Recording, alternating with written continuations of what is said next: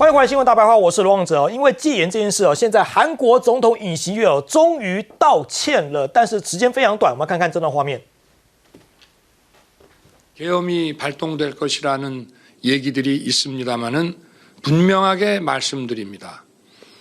제2의 계엄과 같은 일은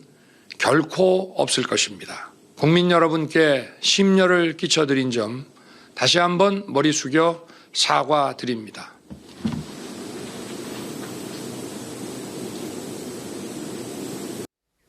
好，这件戒严事件哦，烧到今天礼拜六早上，尹锡悦终于道歉了，但时间非常短。但这次道歉，他透露哪些讯息呢？我们带你来看哦。他强调，他绝对不会第二度的戒严，而且他鞠躬道歉哦，便赶快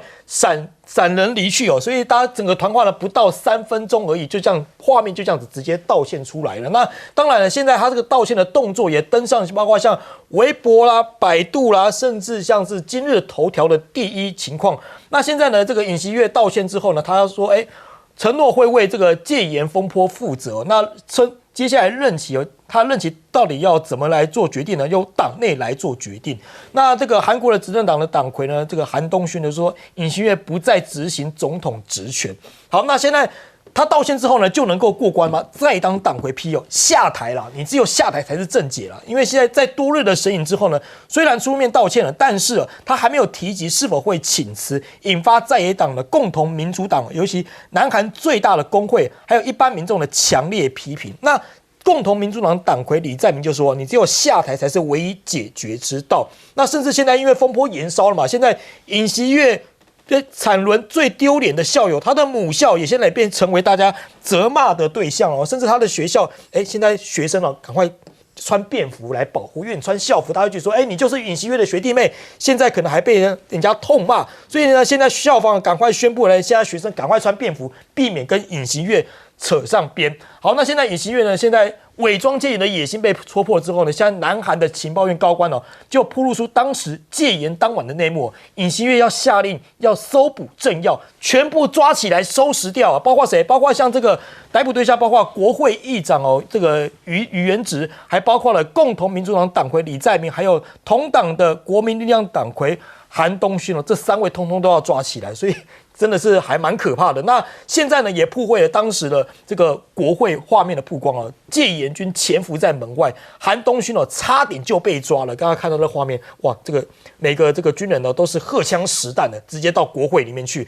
那 还有这个军方认为说，当时他接到指令呢，以为是参加北韩行动，结果呢，特种部队呢上机前才被说，你们不是要去参加北韩行动，你们是要到国会去哦。所以当下很多的队员他也惊慌说啊，这个是太过分了嘛。所以现在监视器曝光画面显示哦， 这样的情形，所以当时的军队要进去的时候，他们以为是要去参加北韩行动，结果不是，跑到国会去了。所以像变情形的时候呢，戒严这位戒严司令哦，他怎么说？他说：“当时出动时部分单位呢希望获准用电击枪或者空包弹，但是他没有批准，因为他们觉得到底要不要 打下去，这个很奇怪，所以搞得自己军队有点里外尴尬不是人。那这样的情况之下呢，会不会造成美国、日本跟韩国的联盟恐怕会产生 这个关系破裂的情况？因为南韩政治动荡，恐怕会导致北韩挑衅。那美日韩9号要磋商核问题。那根据韩国的外交部指出啊，美日韩3国 朝核问题磋商的高级代表将在9号在日本东京举行会晤，讨论北韩的挑衅应对方向。那包括了这3位专家那个战略外交战略情报的这些本部，包括美国的 国务院亚太驻青康达，还有日本的外务省亚洲大洋洲的局长3方会谈。那这个戒严风波之后呢，现在美国国务卿呢向韩国的外长表达说，对你的民主有信心。那这也是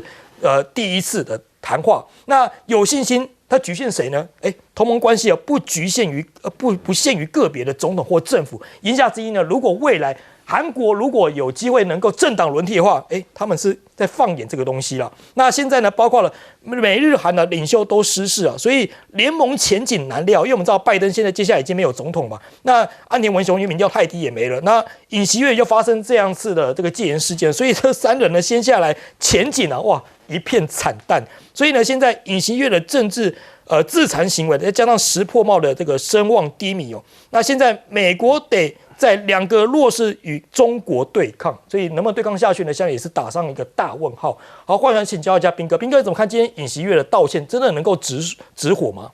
不是我觉得他怎么会可以做出这么丢人的事情？你躲了3天，然后出来居然不下台，居然还说啊，那看执政党要怎么处理我？你在讲什么啦？怎么会有这么丢脸？我觉得韩国人一定觉得自己丢脸透了，怎么会选出这么样一个烂总统？你知道这3天他在干嘛？你以为他这3天是在反省吗？根本不是。他这3天本来还期望继续保住自己的总统的位置，所以他在做很多动作。你以为他为什么出来就要讲说不会再有第2次届？因为他本来想要第2次届。哦，他本来就是这样，本来还有这个想法在。是啊，因为大家没有注意到吗？就是韩东勋哦，本来他们执政党，也就是因为他跟那个尹锡悦是同党嘛，本来韩东勋他们还认为说，先不要让他下台，还要支持他弹劾案，他们不会同意，本来是这样子，结果后来韩东勋为什么突然转换？就是因为他发现原来尹锡悦本来连他也要抓，就这么简单的一件事，所以马上要赶快起义反抗了嘛，对不对？所以他现在还得了？你现在如果我继续保你当总统，我哪天一定会被你抓起来。因为韩东勋过去在很多意见上、很多事情上意见就跟尹锡悦不一样，所以在这种状况下，韩东勋既然已经同意，我认为等一下4点投票应该是会过了，理论上应该是会过。但是问题是大法官那边同不同意就是另外一回事。可是我真的觉得尹锡悦真的是糟糕透顶的一个人。到现在这个时候，他还以为自己能够保住总统的权位，还想要做这件事。韩国人不可能接受这种东西。老实讲，就算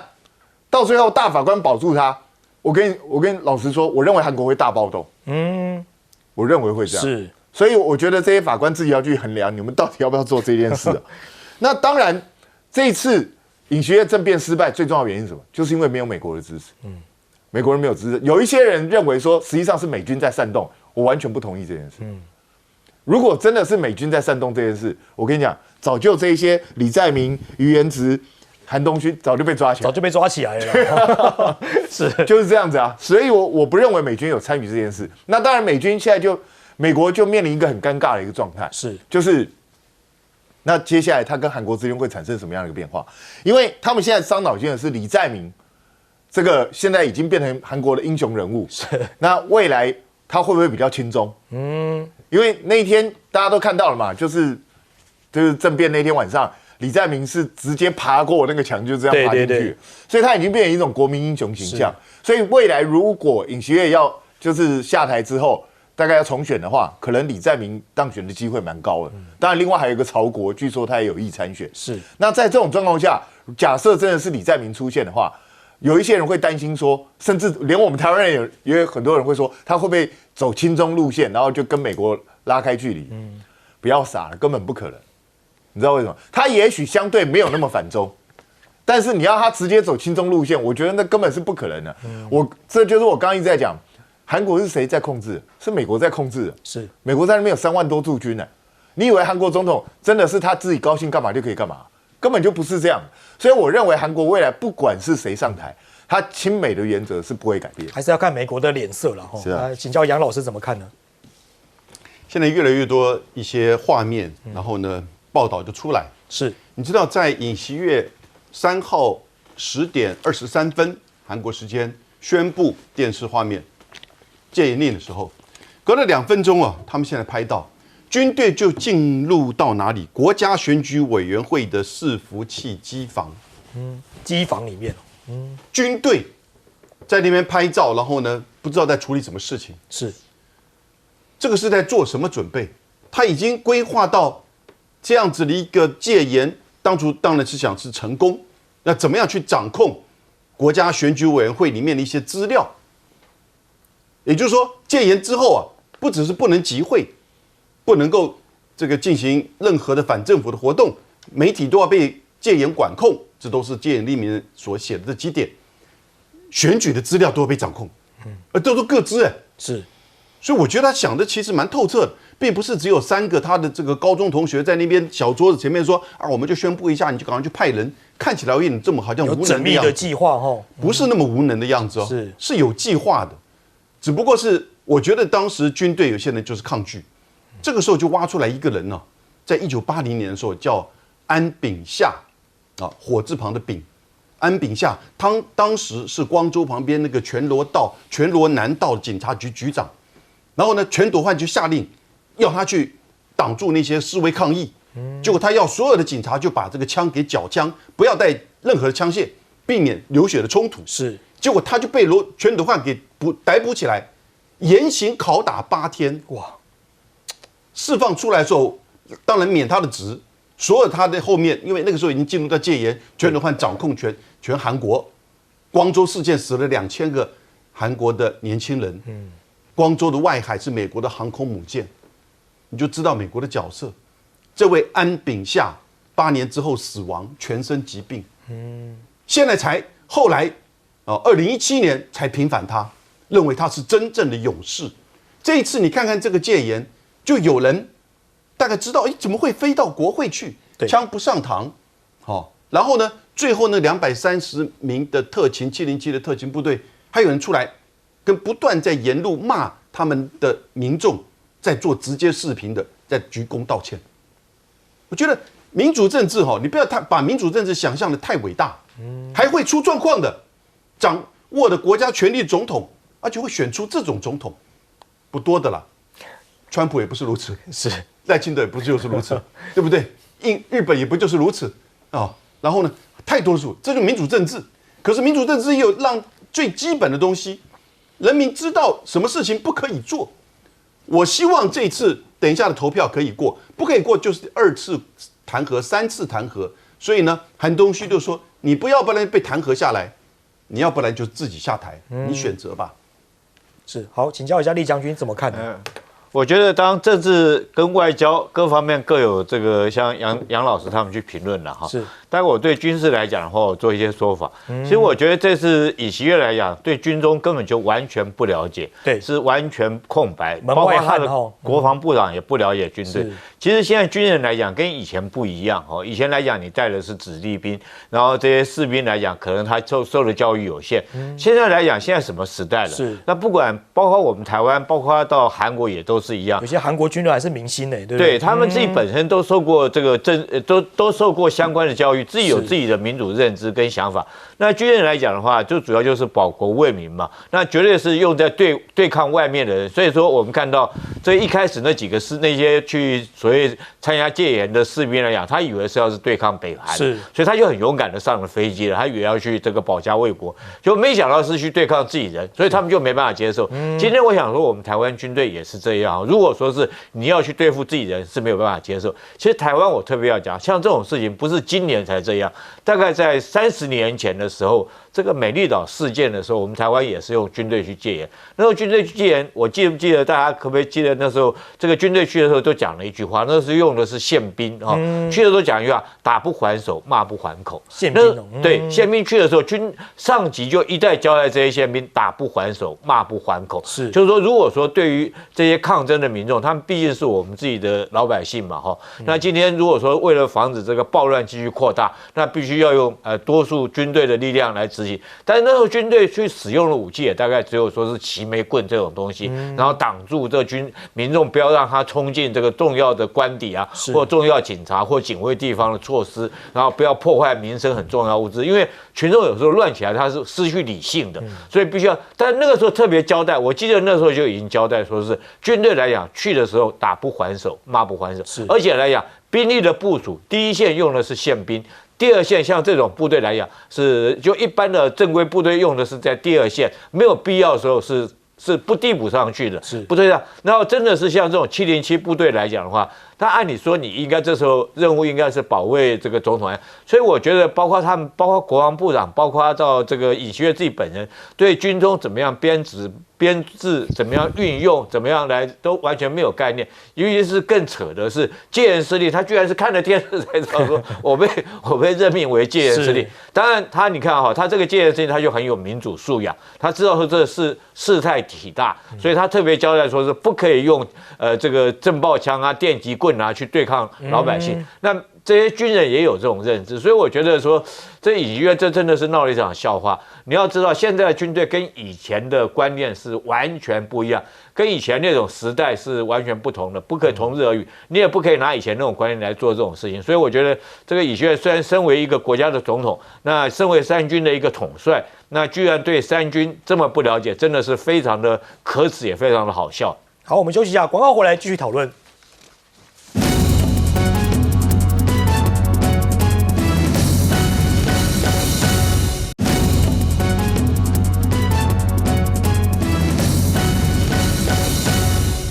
欢迎回来，新闻大白话，我是罗旺哲。再看到川普跟马斯克呢，现在声势大涨了，现在还让英美要道歉。我们现在看到这个加密货币的新时代来临哦，现在川普呢任命了 AI 的虚拟币沙皇啊，这个是由马斯克的老友萨克斯来担任。他怎么说？他说，这个萨克斯将致力建立一个法律框架，让加密货币产业获得他所需要的清晰明确的规范，未来能够在美国的本土蓬勃发展。那至于沙皇这个词并非外媒给予的昵称，而是川普本人的文字声明所使用了，可他并没有对外证实。那这个是不是最后的名称，现在还是一个问号。那自从现在的情形之后，我们来看一下，涨破10万美元之后呢，比特币还会继续升值吗？分析师竟然喊说，2025年要翻倍来挑战20万美元。我们来看到情形呢，就是这个比特币的市值在5号迎来了历史纪录，问世16年来首次突破10万美元大概是台币300多万元的大关。不过呢，现在市场普遍认为背后主因跟川普当选美国总统有关系，而因为他的引发投资人期待新的政府也将为加密货币创造友好的监督环境。那也有一方面是在唱衰比特币发展14年，却一路飙到33万%。那金融时报呢道歉说，都是害你们没有买到。所以呢，这段话呢不仅是让当时这个币圈感到释怀，反而是会引来满满的怒火。不少人认为这个道歉文当中的这个字里行间充满了很多调侃的意味根本不像在道歉，反而是酸到骨子里的挑衅所以现在有这样的氛围出现。好，再看到这个是不是泼冷水拜登赏给川普2个巴掌，哪2个巴掌？我们现在看一下，防川普清算拜登或提前向佛奇等人发放免死金牌因为美国总统拜登在高级的幕僚正在就先发制人、赦免一系列现任以及前公职人员进行激烈的内部讨论，意思是在避免他们在未来川普上任之后受到攻击。不过呢，目前拜登还没有做出相关的决定那美国现在上诉法院维持不卖就禁法案TikTok 面临到封杀的命运，法院呢就以国安考量驳回，维持不卖就禁。那 TikTok 不服嘛，现在要诉诸最高法院。那法院现在判 TikTok 败诉。美国的2党议员说，美国人民的胜利是中共的损失。美国的2党议员对联邦法院驳回中国 TikTok 诉讼案结果表示支持。那甚至这个判决是美国人民和 TikTok 用户的胜利，也是中共的损失。那对比呢，美国媒体现在报道说，川普上任之后呢，将阻止这个与 TikTok 的禁令。那华盛顿邮报就分析他说，近日呢引述消息人员报道，美国总统大选人川普呢，明年上任之后呢，将试图阻止美国对 TikTok 的禁令。那川普在竞选期间曾经承诺，一旦当选将会拯救 TikTok。所以呢，现在大家也在讨论说，拜登保川要砍之人，砍川要保之人，有这样的氛围出现。好，那美国现在内政动荡，也不忘了制裁现在华为强硬的回击了。华为麒麟9020晶片这个真身乍现，神秘数字2035其实有它的深具意义的一个情形因为大家可能猜这个2035可能是20年的第35周，即为华为晶片被攻断的时间。那华为现在反击美国的晶片禁令麒麟9020处理器跑分有多猛，逼近了这款 iPhone 晶片。哪一款呢？现在查出是2019年推出的 iPhone 11 Pro 所采用的 A13 晶片不相上下。那联合报报道，华为的 Mate 70的供应链呢，加单30%到1700万只。那法国评为华为 Mate 70彻底终结美国的技术，甚至有可能能够反打美国市场因为他报道里面特别提到说，鸿蒙的 Next 出现挑战了被美国科技奉为圭臬的安迪比尔定律。那这条定律呢，简单来说就是通过软体更新强迫使用者升级软体。那鸿蒙 Next 的出现呢，试图用华为的标准重建生态，彻底打破了这项的规则情形。好，或者先请教一下彬哥，彬哥怎么看现在这个川普要任命 AI 虚拟币的撒谎？川普现在真的是完全不演了，他任命的全部都是他亲朋好友，是全部都上。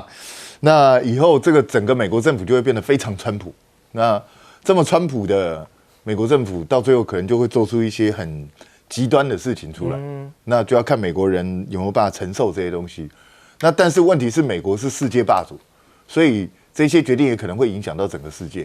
那就不知道到时候大家怎么去面对。那比特币其实也蛮可惜的。我当年也曾经一度接触过比特币，有人问我要不要买。真的？对啊，我那时候觉得这个虚拟货币到底是个什么东西啊？是，对啊，我记得那时候已经不便宜了。那个时候我接触的时候，好像一颗已经要超过1万多美金。所以那时候我就想说，这种东西怎么可能去投资？完全不知道它都有什么前景。是，就人家现在已经破10万美金，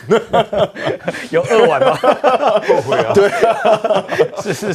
没有上车就没办法上车了。但是你问我现在敢不敢去买，我还是不敢。是，现在就更不敢了，因为价钱这么高，万一崩了怎么办？对，跌更大哦。比特币史上不是没有崩盘过啊，它曾经崩得非常惨所以这种东西我还是不敢碰。那敢碰的人你就去吧，我给你鼓掌。我是真的不敢。那至于说川普会不会去帮这些人就是弄免死金牌，我个人觉得好像可能性没有那么大哦。我是觉得因为说真的，如果川普硬要对付他，你能拿他怎样？对不对？川普要整他的方式非常多啊，所以你说他到底会不会去弄？我觉得大概可能性不是那么强。那至于说 TikTok 这种东西，我觉得这个美国法院真的是也是越来越极端化。然后讲美国的法院，你们都不觉得政府可以要求私人公司，你要么就全部卖给我美国人，要么你就给我滚蛋。美国可以做出这样的一个决定吗？我真的觉得匪夷所思。那美国你还好意思告诉人家你是民主国家吗？不是自由市场吗？对啊，以后 TikTok 这个案例假设真的到最后就这样决定的话，那以后外国公司我哪敢去你美国啊？对，我一去你美国，你就直接说你要么卖给我，要不然滚蛋，说进就进。对啊，这会不会太夸张？我觉得这个还算是自由贸易、自由国家吗？我真的觉得匪夷所思哦。那这个华为的 Mate 70，你知道之前网络上一直有消息说，不要被他们骗了啦。实际上他是拿台湾晶片，然后在外面再包一层膜，假装是大陆的。是。我那时候听到这种传言，我就觉得很好笑，因为华为卖得很好他卖得这么好，请问一下，他就算是用台湾库存晶片，他是有库存多少？他库存几十亿片不然的话他怎么可能这样卖？所以我真的觉得现在真相曝光，虽然它还是赶不上最新的晶片，可是你可以看到华为确实有在不断的在进步。是，好，请教杨老师怎么看呢？ TikTok 这个其实他是在华盛顿 DC 的巡回上诉法官，他的判的，也就是拜登所讲，你不卖我就禁。对那这个法官果然是民主党提名法官，所以这法律是统治者的工具你在美国你看得很清楚。他就用来对付他的政敌，国内的政敌，然后呢，国际的这个敌人对手。那 TikTok 呢被视为是他的敌手，为什么？因为 TikTok 今年它的广告的收入来到123亿美元，是不过脸书其实全球加起来有1500亿，所以其实 TikTok 也是在美国123亿。当然，如果你加上抖音就不得了，1.7亿的用户。可是广告主在这个判决下来之后呢？还是一样继续加码，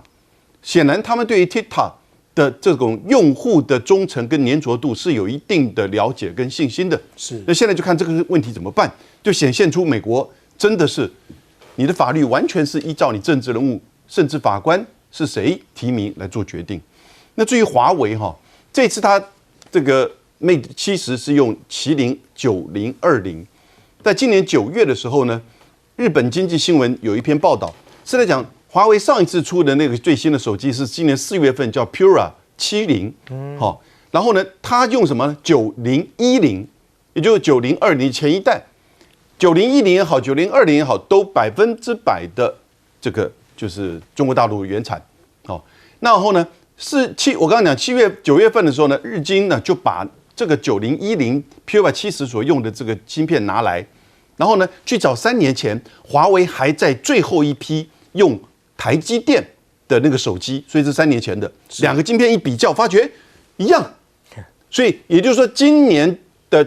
9010上一代用的这个晶片，已经跟3年前台积电的晶片一样的效果，一样的能力。好，那所以呢，我们就看到这次的9020，它的这个又比较大一点，又比较厚一点，然后呢，里面的效率，他们经过很多测试，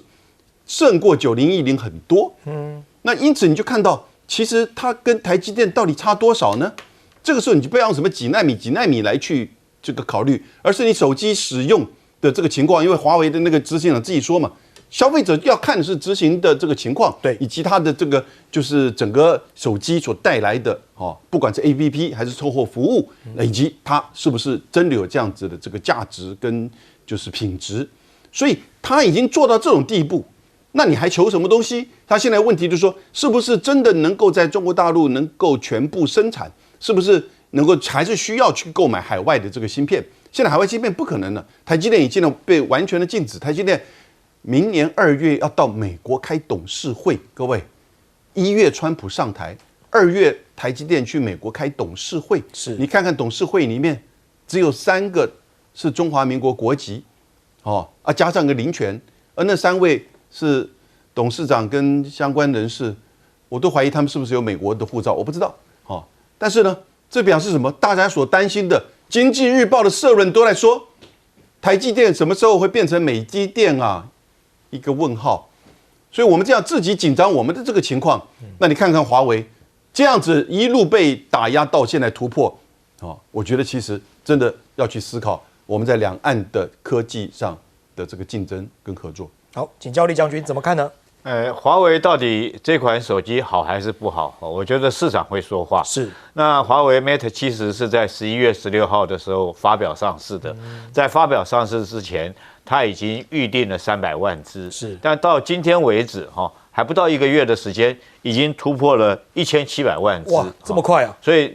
我们从这种速度就可以来判断嘛，因为主要是消费者认不认同嘛。如果消费者不认同，那当然，我们不可否认，这其中有很多是民族自信心的因素在里面，是这鼓舞这个华为的士气了。但是这颗晶片来讲的话，华为自己也讲，它当然跟现在来讲，台积电最新的晶片，它还是有一段落差。是，它大概自己也承认，它大概是比照 iPhone 11 A13的晶片，但是由于它是后来自己制造的过程之中，它有加以优化，所以它在这个装在手机里面使用的效果，就我们一般民众使用效果，你是感觉不出来的。那这颗晶片到底是不是抄袭，或者是跟之前讲的一样，用偷人家的这种，不管是其他国家的技术或其他厂商的技术？那华为自己的终端 CEO 啊，这个何刚还有紫牛基金的创始人这个张全林，他们2个人说共同发表声明说，这颗晶片来讲的话，他们自制率可以说几乎是100%。所以从他们2个讲的这句话里面，我们大概可以确定，这颗晶片应该是从这个开始设计到晶片的制造到终端的生产，应该都是华为他们这个整个产业链做出来的，整个一条龙设计的，对，一条龙做出来的。那这次来讲的话，我个人认为说是中美2国如果说这个华为 Mate 70出来，可能在科技战方面来讲，已经到了一个拐点的时候。为什么？因为这前2天我们听到美国因为下手很狠，总共制裁了14家的公司，然后面积非常广，几乎不管是跟科技有关的上游、下游，甚至于投资的企业，对不对？它一律全部制裁，然后范围很广，颗粒很细，然后下手也非常狠。那中国现在来讲也开始反制了，大家都不要以为说是中国好像是默默承受，这是我们看到中国也开始在反制。反制哪些作为呢？它中国4大行业的通信产业、汽车产业，还有互联网产业，这些产业联合起来说，大家要小心这个基于国家安全，不要采购美国的晶片。也开始用其人之道还治其人之身了。是。那另外我们看到中国这个锑、镓、石墨这个科技原料的器材也开始对美国实施管制。我觉得这以前来讲，美国可能对中国只是在晶片方面是小院高墙的管制了，但是现在中美两国可以说科技战已经完全全面的开打了。那你掐我脖子，我就堵你鼻孔。我觉得那现在如果说是 Meta 其实可以卖得很好，有一个重要因素就是说，华为就可以拿到很多的资金，我东西卖出去我就有钱，我有钱我就可以请高科技的这种科学家来研发。我觉得如果这等于说一进一退，对美国来讲，他如果说是你 iPhone 你卖得不好来讲的话，你没有收入，你没有钱，甚至你东西没有卖到中国去，你收不到这相关的收益来讲的话，你没有那么多钱去购买晶片、购买这个生产设施、购买这个网。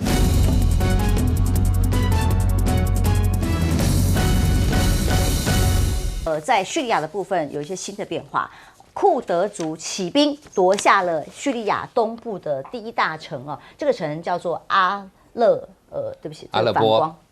颇哦，它第4大城。那这个地方是第一次在反叛军第一次攻到了这个地方夺下来，所以库德族组织呢，叙利亚民主力量夺下东部这大城市，成为全国第7大城哦。所以解放组织过去9天就对叙利亚的阿萨德政府的攻击，让他们国家东部出现真空，那么也是重演了2011年叙利亚内战初期的局面。那么这笔攻占了中部的重镇之后，首都防线越来越近，距离大马士革只剩下220公里，被视为大马士革的重要防线。叙利亚叛军会攻到哪里去？土耳其总统倒是乐见其成。埃尔段说，叛军将继续推进，目标是大马士革。我会说，我们希望这一波推进能够继续下去，就世界一定要全部乱到底就对了。土耳其证实哦。包括土2的外长，为了这个事情都一起要来碰面了。土耳其有外长费丹、伊朗外长，还有俄罗斯的外长拉夫罗夫也亲自，3个人会在这个卡达这里聚会，讨论叙利亚的局势。所以叙利亚反对派的武装领袖扬言伊朗、俄罗斯都救不了。就是要把阿萨德给推翻。那对于美国的角度来看呢，美军军事记者特别讲，俄罗斯为什么觉得这个地方重要？因为叙利亚如果说阿萨德丢掉了政权，对于俄罗斯最担心的是什么？是在海岸线重要的基础设施就会重新在这个获得博斯普鲁海峡进入地中海的管道，这里会出问题，因为他会不会疲于奔命，没有办法对乌克兰专心的作战，也得回防这个地方，变成他的选择。如果继续在乌克兰作战的话，俄罗斯可能会失去地中海地区的影响力吗？那如果在乌克兰寻求和平，开放黑海到地中海的通道，才是另外一条比较合理的选项嘛？所以已经变成有逼他选择的味道，而俄军却是在实质的军事作战上并没有放软继续猛攻，已经攻下了红军城最新的2个村庄，是在附近的普斯金卡以及苏西亚利。所以北约说要当心为什么？普京最新的宣布是要跟白俄罗斯之前共同签署的各种合作案里头，这一次呢，直接下半年就会部署什么弹道飞弹。那这个弹道飞弹叫做针速飞弹。俄白联盟已经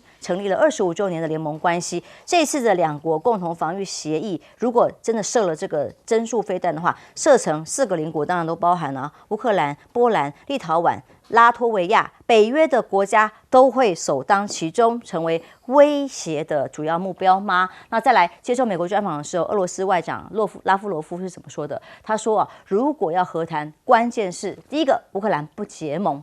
乌克兰的境内没有外国驻军，而且外国的军队不可以在乌克兰演习，这跟现况刚好相反美军还有甚至西方的国家都说他们要长期驻扎在这里，如果和谈的话，显然就是跟英国主张不太一样。而荷兰的国防大臣说，俄罗斯呢在乌克兰冲突里面掌握了主动权，现在甚至可以说，现在乌克兰正在输掉这场战争，白话都越讲得越直白了。那乌克兰的议员则怎么讲？现在整体在兵力上的不足，包括我们看到前线20万的逃兵等等的，就让美国要求乌克兰要降低到18岁的征兵，不止征兵年轻人，女性也要求征兵跟参战了已经包括允许健康年龄符合的年轻女性就要登记入伍，完成基本训练，上战场。那上战场不分男女老幼就对了。但巴黎的圣母院呢，我们看到川普准备要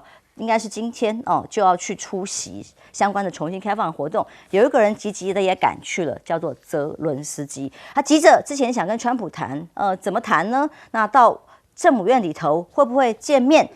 新闻它是特别乌克兰方面媒体特别报道的，有可能在这里会跟川普见面。泽伦斯基急什么？当然是希望知道川普的意向哦。将军在中东这里，叙利亚哇，继续的这样的混乱，到底当中的核心关键是谁的利益？这个叙利亚，我想很多观众都看过一个电影叫《阿拉伯的劳伦斯》。那中东这些国家啊，没有钱的时候没人理他，等到一旦有油源了，你看英国的手、美国的手统统插进去了，典型的就是在那边搞东搞西。叙利亚这个问题啊，阿塞德，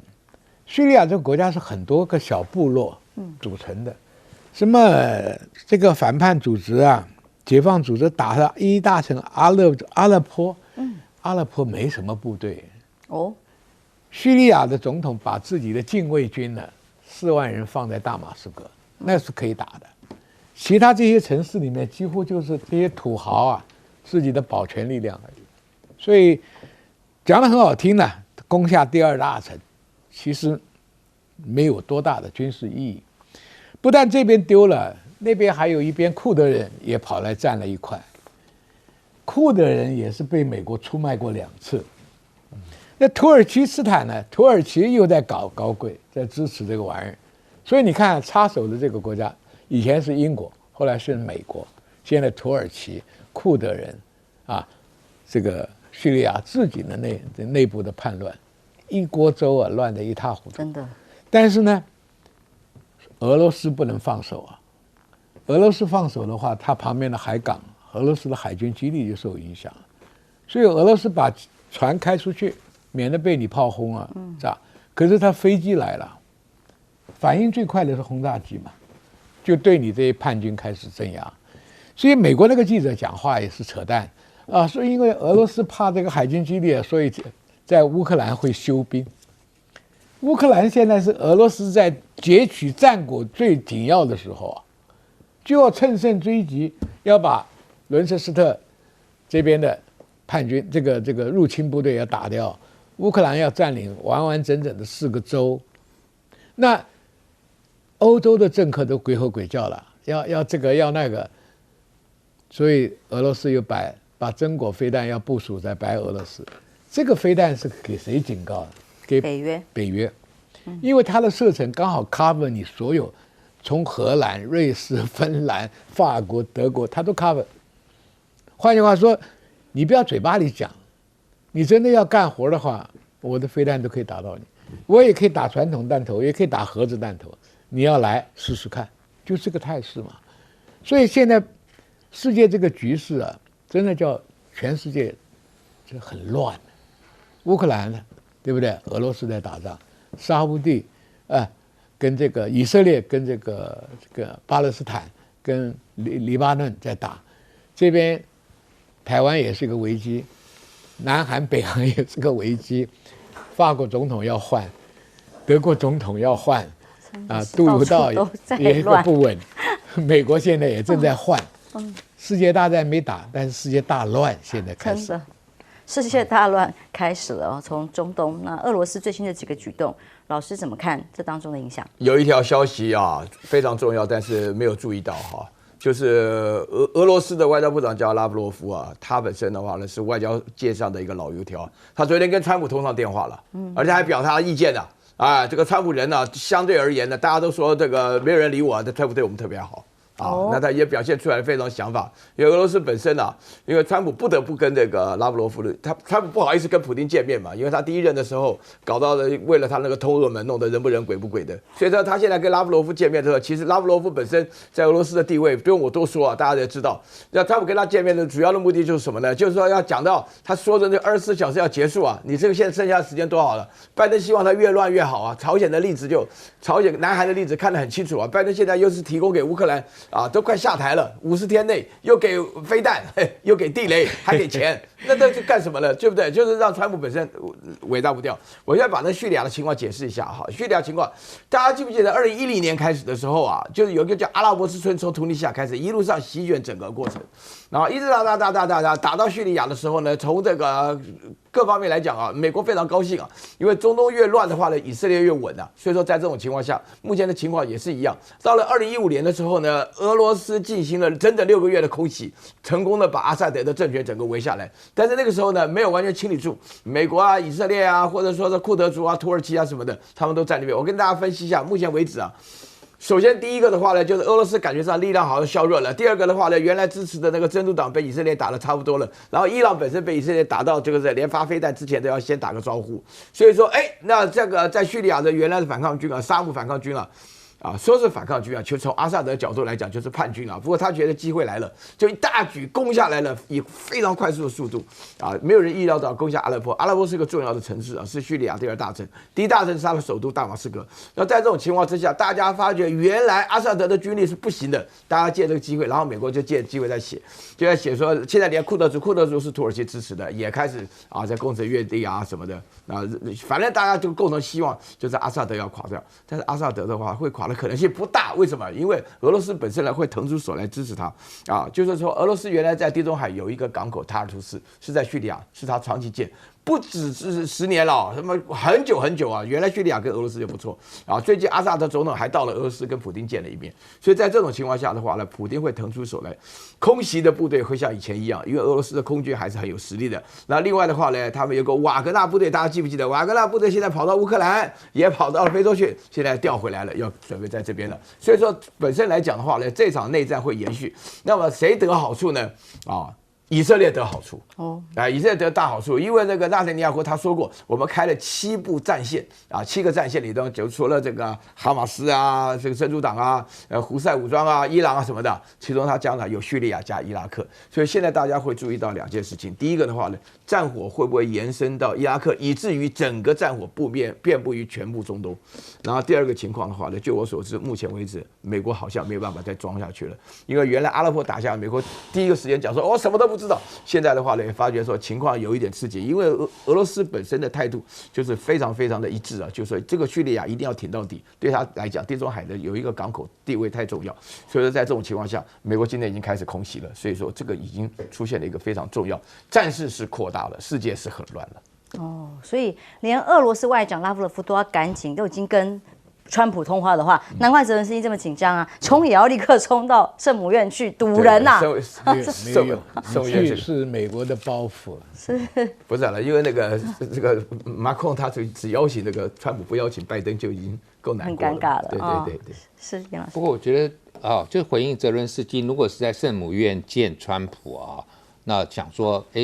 圣母院在圣母玛利亚面前，大家不要乱撒谎吧。可是忘记了，川普是基督徒，不是天主教徒不相信圣母玛利亚的所以这个是一个比较大的泽连斯基要考虑一下你应该找一个是基督教的这个教堂来见面可能在这个北德比较有那另外就是我刚刚回头要讲这个美国在叙利亚然后大家都以为从茉莉花革命刚才已经提到。2011年发生之后，那个时候叙利亚很乱，大家都觉得说这个阿萨德这个大概朝不夕保吧，应该要被推翻，活下来了然后后来2015年的时候又搞一个，现在大家都忘记了一个叫做伊斯兰国也主要在那时候对叙利亚的威胁也很大吧，他也活下来了，所以这个是九命怪猫我同意刚才苑老师讲的，我觉得俄罗斯会把它挺住。那为什么今天美国要把它推翻？因为它是什叶派偏什叶派的那个少数主义，然后叙利亚3%是逊尼派，美国觉得它跟海湾国家、沙乌地这些逊尼派国家关系比较好，所以今天把这个伊朗的这种小什叶派的这个总统换掉，那当然对他有利。那今天叙利亚的叛军，当然这个我现在也是逊尼派的。所以这个还有这个宗教的因素在里头，但最主要就是我觉得美国是认为说，过去在传统的这个所谓跟俄罗斯当年的前苏联的冷战当中啊，就是你在最主要的战场是在东欧跟西欧之间，或者在亚太地区啊，比如北韩、南北韩、台湾跟大陆或者南北越，那个时候当年的。后来他们就问说，为什么还要在其他地方还要角逐？特别有时候还跑到非洲去，他们就认为说一点，他两股势力势均力敌的时候，我只要在这个小地方有一点突破，整个会影响到我整个的优势啊。所以我觉得美国今天当然希望这个在这个叙利亚上面把俄罗斯的势力给摧毁哈，然后呢，他在这个地方当然也让以色列会更安全一些。所以这个美国后面要是没有这个手的话，大概也没什么人相信啊，哈。因为美国，但是美国我还是要提醒，每一次你支持的叛军，到最后会有人来打你的啊，这个常常发生的啊，包括宾拉登，包括这个在这个阿富汗的也好啊，这个宾加拉这个一样的阿富汗的叛军也是一样，所以我觉得这个是美国必须的啊，要面对当年神学士也是一样，所以这个是美国现在你去支持这样的一个叛军，那而且他并不是因为整个这个叙利亚的这个情况很乱嘛。那当年我认为，当年这个拜登在做副总统的时候，对伊拉克的建议，大概也是现在美国希望叙利亚发生。那时候他就说，干脆把这个伊拉克分成3个国，一个是那个什叶派的，一个是逊尼派，一个库德族。我觉得美国就是希望这样子做。所以世界大乱到底是谁会情势大好？美国有比较好吗？来看看这个在美中的各种对抗里头呢，这是西方国家拍到的一个卫星照片，引起了关注。说，居然在中国大陆境内发现了一个偏远的机场，神秘物体，看起来很神秘，像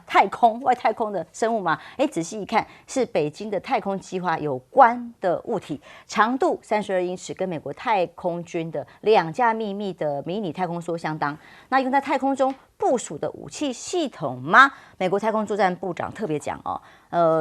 现在美国太空军急于建立训练设施，但长期因为缺乏经费不足的情况之下，已经做好战备当做太空军的首要任务的时候，如果中国大陆这样实力一直快速增进的话，如果真的研发出来这个像能够摧毁西方轨道技术的卫星，就好像星际大战里面有雷射可以把人家行星给射下来的话，那还得了？所以美国太空作战部长也很忧心。而中国大陆有个千帆星座预计2030年前就要发射1.5万颗的卫星，哇，这个数量非常的高，密集到几乎跟星链那要把它超越之外，要让卫星互联网覆盖全球。2024年底，千帆星座已经跟巴西国有企业签署合作备忘录，会有当地的互联网服务。那各种的这个计划里头，星网里头都有超过1万颗的卫星互联计划，超越商业竞争吗？这个中国大陆说要挑战星链霸权，低轨卫星是王道，低轨卫星能够发挥的战略功能当然更高，尤其透过“一带一路”还积极发展到其他合作的国家去，所以不只是商机，更是突破全球影响力的重要工具低轨卫星的这个竞争突破5000亿美元的中国，未来可能会形成2大阵营互相竞争，甚至美国真的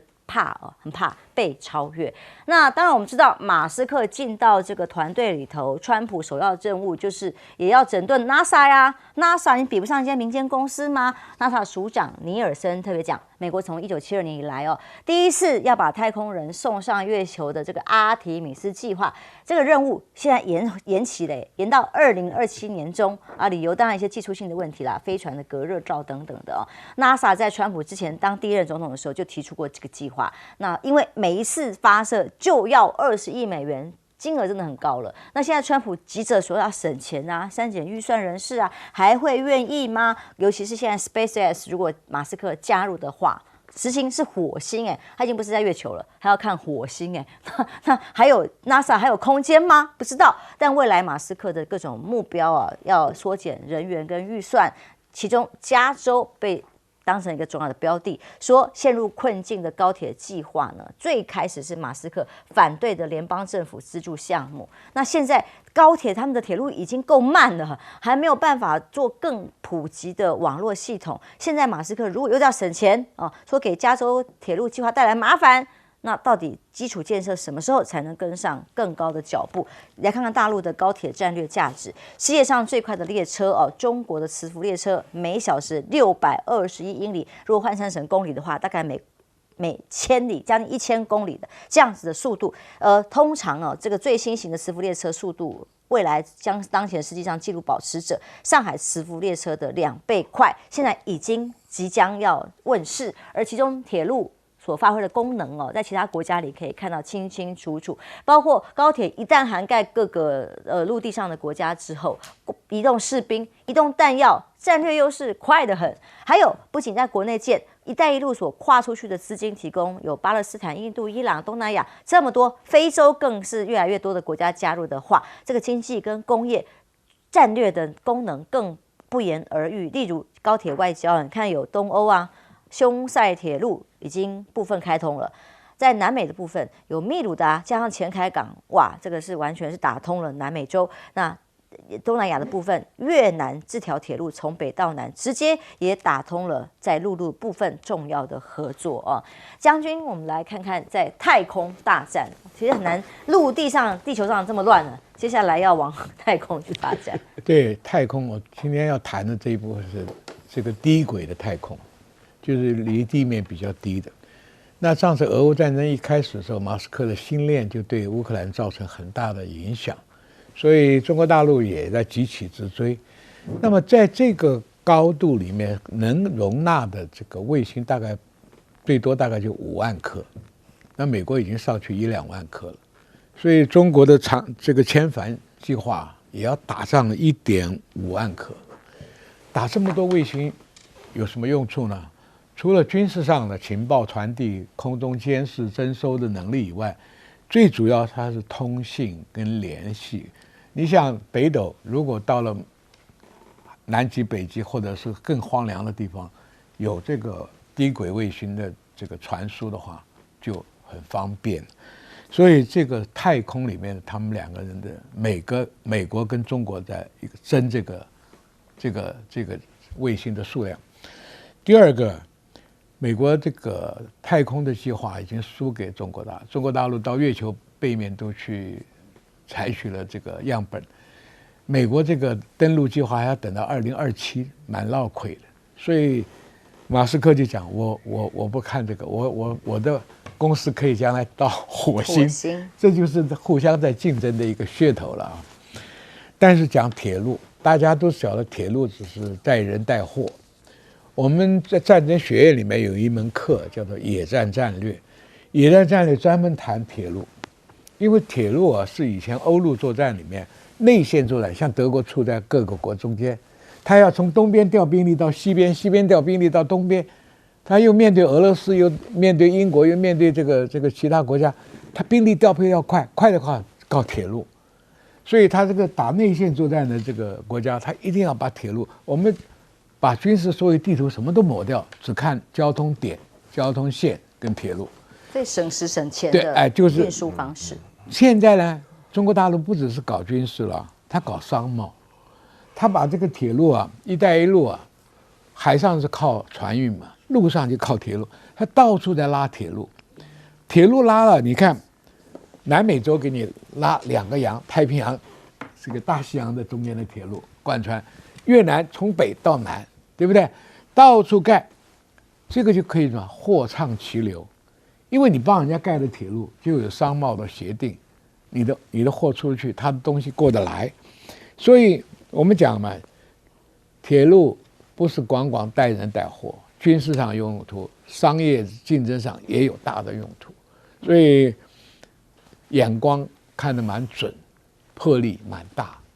因为这些铁路都不是一下子可以搞得出来，美国搞这么多年，加州那个铁路到现在还没成案。对，现在铁路的预算还可能被删减。对，你看它这个高速铁路出来1000公里的速度，内陆调兵到沿海多快啊！秒速。好，休息一下，马上回来喽。